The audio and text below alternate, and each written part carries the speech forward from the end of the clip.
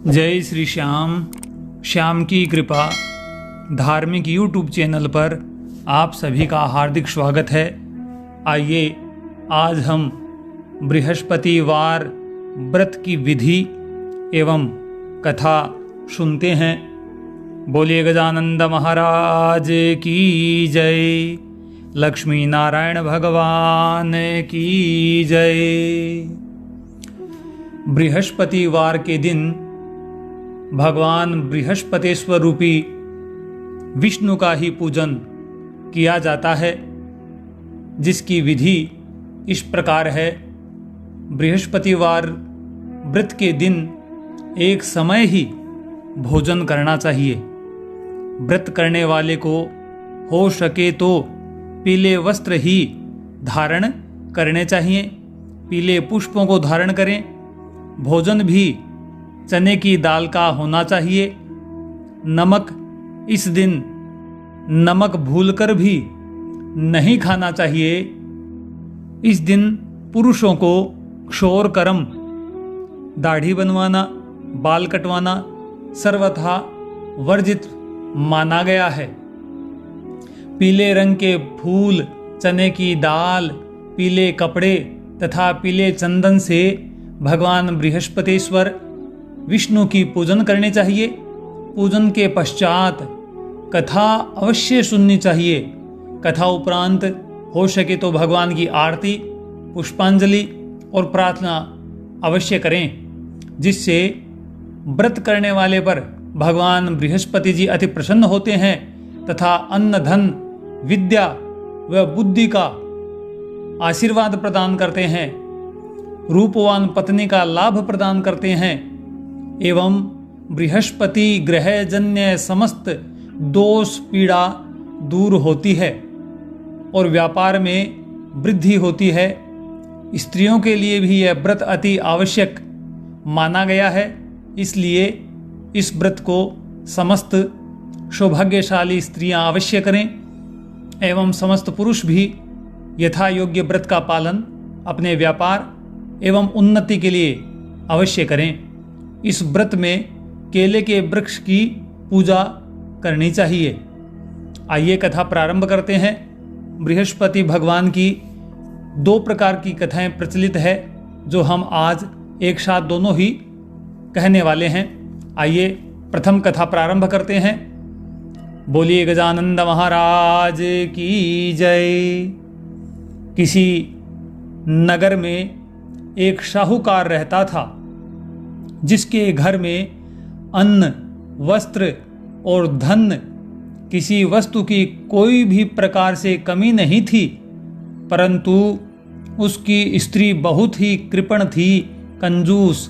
किसी भिक्षार्थी को भिक्षा में कुछ भी नहीं देती थी, सारे दिन घर के कामकाज में लगी रहती थी। एक समय एक साधु महात्मा बृहस्पतिवार के दिन उसके द्वार पर आए और भिक्षा की याचना की। स्त्री उस समय घर के आंगन को लीप रही थी।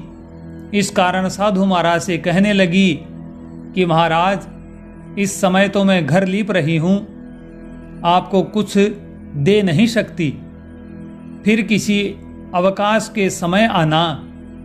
साधु महात्मा खाली हाथ चले गए।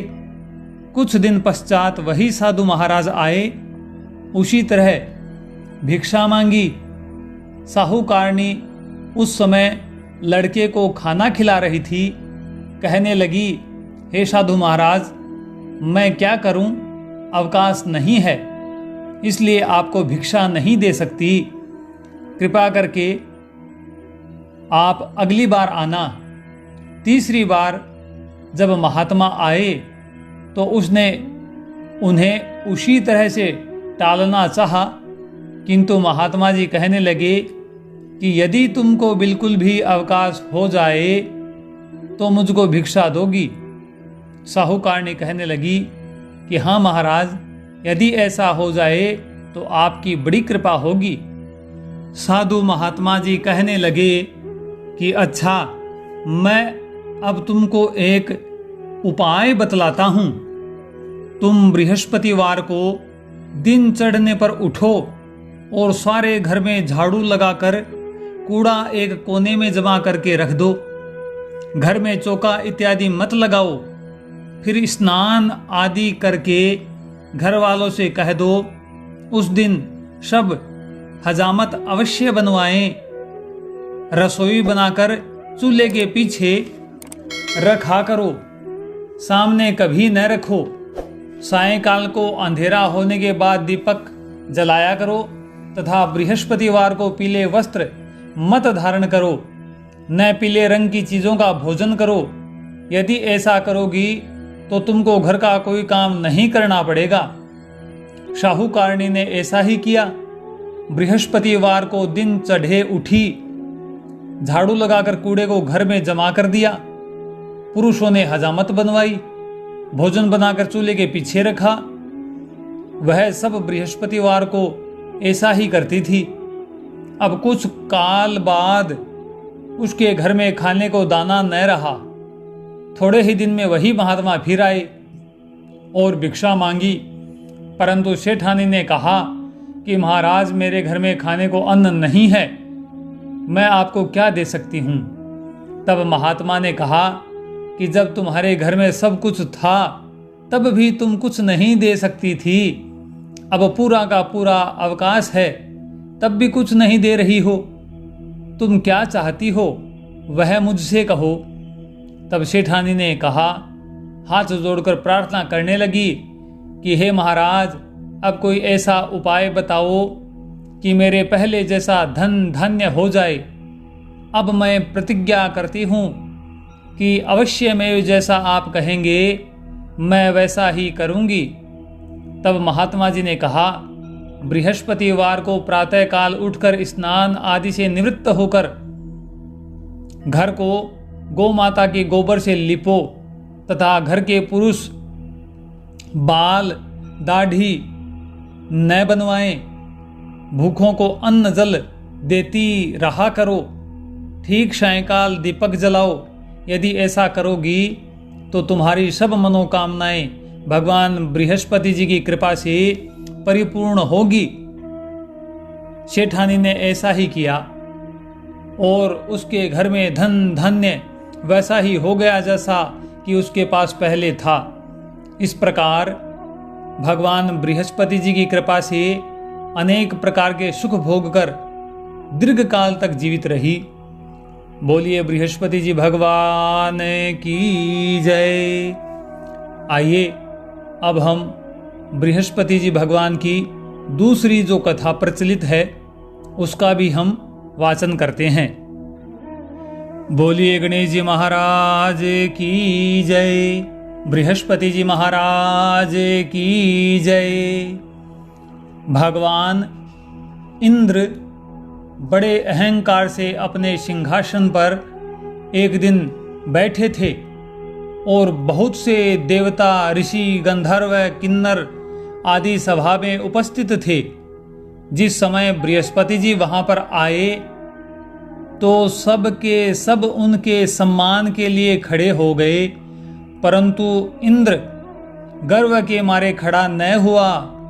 यद्यपि वह सदैव उनका आदर किया करता था। बृहस्पति जी अपना अनादर समझते हुए वहां से उठकर चले गए। तब इंद्र को बड़ा शोक हुआ कि देखो, मैंने गुरु जी का अनादर किया है, मुझसे बड़ी भारी भूल हो गई है। गुरु जी के आशीर्वाद से मुझको यह वैभव मिला है, उनके क्रोध से यह सब नष्ट हो जाएगा। इसलिए उनके पास जाकर उनसे क्षमा मांगनी चाहिए, जिससे उनका क्रोध शांत हो जाए और मेरा कल्याण होवे।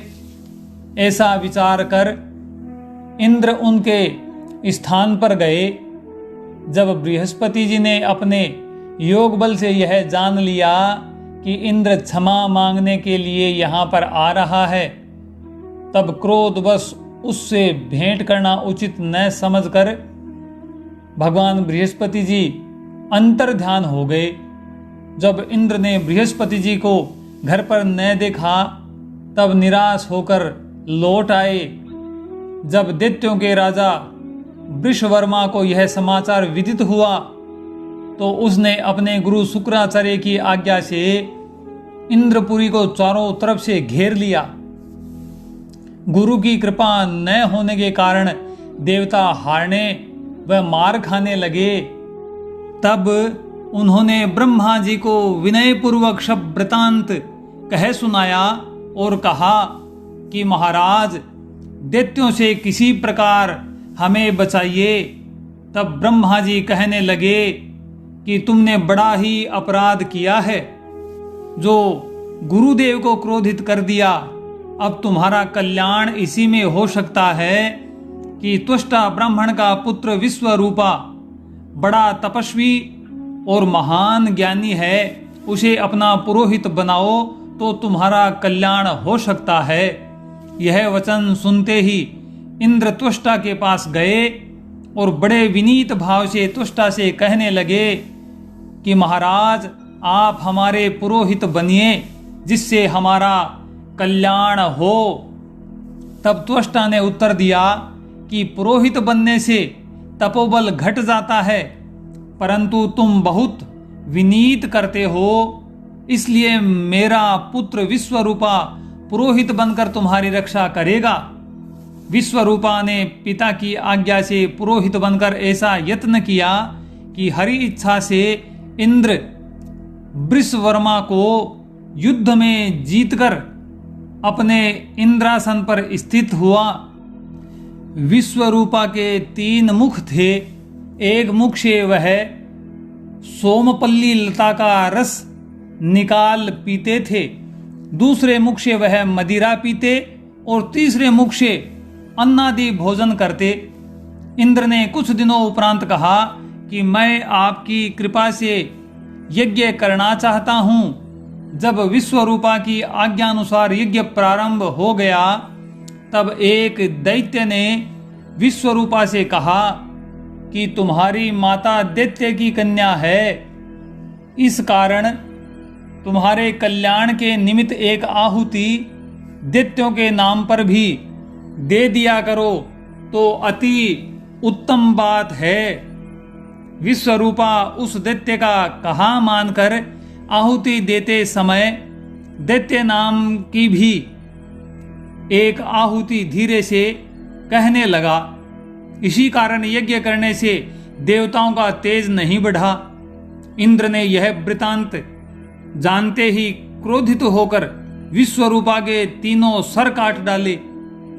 मद्यपान करने से भंवरा, सोमपल्ली पान करने से कबूतर और अन्न खाने वाले मुख से तीतर बन गया।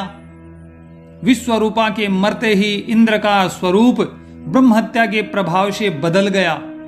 देवताओं के 1 वर्ष पश्चाताप करने पर भी ब्रह्महत्या का वह पाप न छूटा। तब सब देवताओं के प्रार्थना करने पर ब्रह्मा जी बृहस्पति जी के सहित वहां आए। उस ब्रह्महत्या के 4 विभाग किए, उनमें से 1 भाग पृथ्वी को दिया। इसी कारण कहीं कहीं धरती ऊंची नीची और बीज बोने के लायक भी नहीं होती। साथ ही ब्रह्मा जी ने यह वरदान दिया, जहां पृथ्वी में गड्ढा होगा कुछ समय पाकर स्वयं भर जाएगा। दूसरा वृक्षों को दिया, जिससे उनमें गोंद बनकर बहता है। इस कारण गूगल के अतिरिक्त सब गोंद अशुद्ध समझे जाते हैं। वृक्षों को यह वरदान दिया कि ऊपर से सूख जाने पर जड़ फिर फूट जाती है। तीसरा भाग स्त्रियों को दिया। इसी कारण स्त्रियां हर महीने रजस्वला होकर पहले दिन चांडाली, दूसरे दिन ब्रह्मघातिनी, तीसरे दिन धोबिन के समान रहकर चौथे दिन शुद्ध होती है। और संतान प्राप्ति का उनको वरदान दिया। चौथा भाग जल को दिया, जिससे फेन और शिवाल आदि जल के ऊपर आ जाते हैं। जल को यह वरदान मिला कि जिस चीज में डाला जाएगा वह बोझ में बढ़ जाएगी। इस प्रकार इंद्र को ब्रह्म हत्या के पाप से मुक्त किया। जो मनुष्य इस कथा को भाव, भक्ति और आनंद पूर्वक, विश्वास पूर्वक सुनता है, सुनाता है, उसके समस्त पाप बृहस्पति जी भगवान की कृपा से नष्ट हो जाते हैं और उसके हृदय में ज्ञान की वृद्धि होती है। बोलिए बृहस्पति जी महाराज की जय। आइए अब हम भगवान बृहस्पति जी की आरती करते हैं, पुष्पांजलि करते हैं और प्रार्थना करते हैं।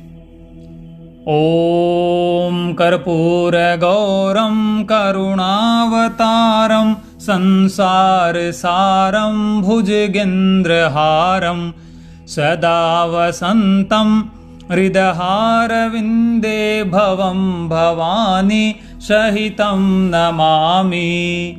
ओम जय बृहस्पति देवा स्वामी जय बृहस्पति देवा, छिन छिन भोग लगाए कदली फल मेवा। ओम जय बृहस्पति देवा, तुम पूर्ण परमात्मा तुम अंतरयामी, बाबा तुम अंतरयामी, जगत पिता जगदीश्वर तुम सबके स्वामी। ओम जय बृहस्पति देवा, चरणामृत निज निर्मल सब पातक हरता, बाबा सब पातक हरता।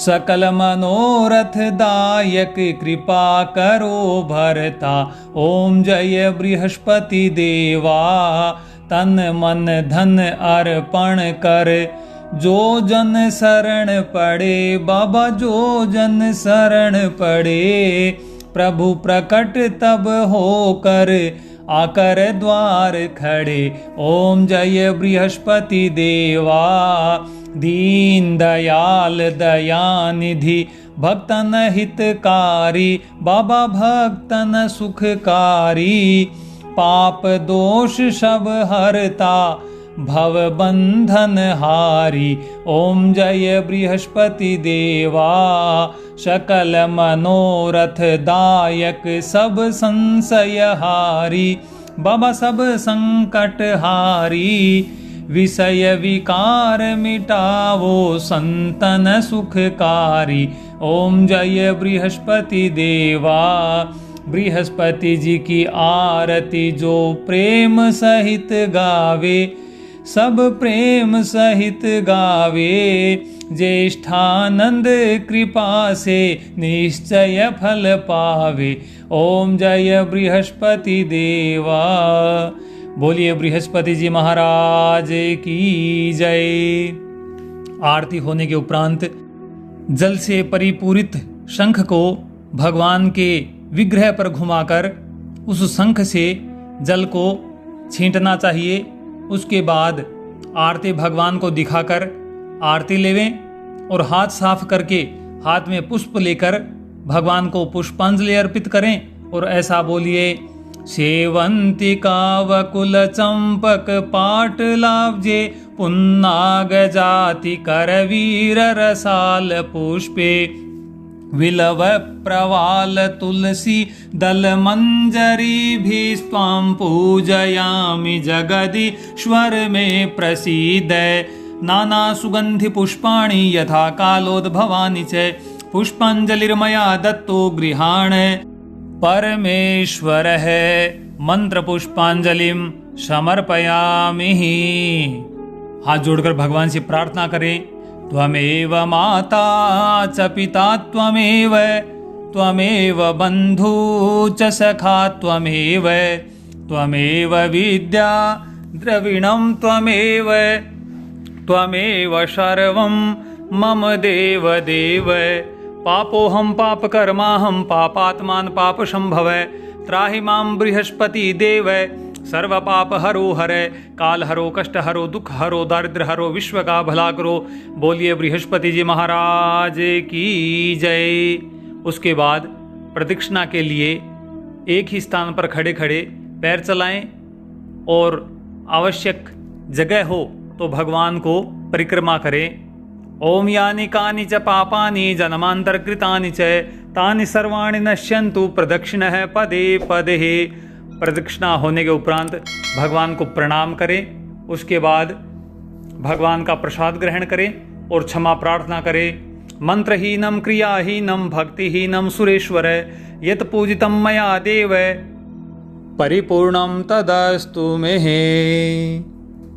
यदि आपने हमारे चैनल को अभी तक सब्सक्राइब नहीं किया है तो हमें आगे बढ़ाने के लिए, आप हमारे साथ बने रहने के लिए हमारे चैनल को सब्सक्राइब अवश्य करें, लाइक करें और शेयर भी करें। जय श्री श्याम।